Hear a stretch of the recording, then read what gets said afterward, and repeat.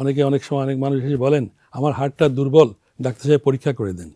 আসলে দুর্বল বলতে তিনি কি বোঝাচ্ছেন, আমাদেরকে প্রশ্ন করে নিতে হয়।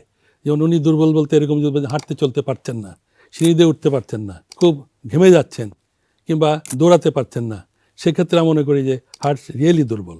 আর হার্টকে আমার হৃদয় মনে করি, উনি কোনো কারণে হৃদয়বৃত্তিভাবে আঘাত পেয়ে থাকেন, যখন আমরা চিন্তা করি, কোনো কষ্ট পাই, তখন আমাদের ব্যথাটা হয় ব্রেনে, কিন্তু আমরা বলি যে আমাদের হৃদয়ে ব্যথা লেগেছে, হার্টে ব্যথা হয়েছে। সেক্ষেত্রে এই দুটো জিনিস আমাদেরকে ডিস্টিংগুইশ করতে হবে, যে হৃদয়ের ব্যথা নাকি তার হার্টের ব্যথা।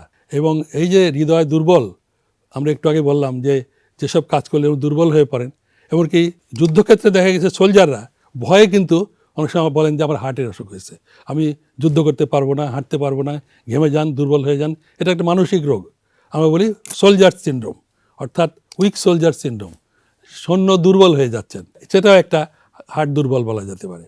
আরও কিছু অসুখ আছে, যেমন রক্তশূন্যতা, রক্ত কমে গেছে কোনো কারণে, তো পাইলস হয়েছে, কিংবা রক্ত তৈরি হচ্ছে না, কিংবা প্রেগনেন্সি আছে, কিন্তু খাবার দাবার খাচ্ছেন না, আয়রন বেশি খাচ্ছেন না, শাকসবজি খাচ্ছেন না, তাতে রক্ত তৈরি হয় না। রক্ত স্বল্পতার জন্য অনেক সময় সত্যিকারের হৃদরোগ হয়, এবং বলতে পারে আমার হার্ট দুর্বল হয়ে গেছে, এটা সত্যিকারের। আর একটা মানসিক, যেটা আমরা একটু আগে আলাপ করলাম, সেটা হলো আমাদের খুঁজে বের করতে হবে যে কোনো অর্গানিক রোগ, শারীরিক কোনো রোগ আছে কিনা। সেটা আমরা যদি রুল আউট করতে পারি, তখন আমরা বলি মানসিক রোগ। আমরা কিন্তু আগেই বলি না যে কোনো রোগে আসলেই যে আপনার হার্ট দুর্বল, আপনি মানসিক ডাক্তারকে যেতে হবে। আমাদের দেখতে হবে বিভিন্ন রকম পরীক্ষা করে।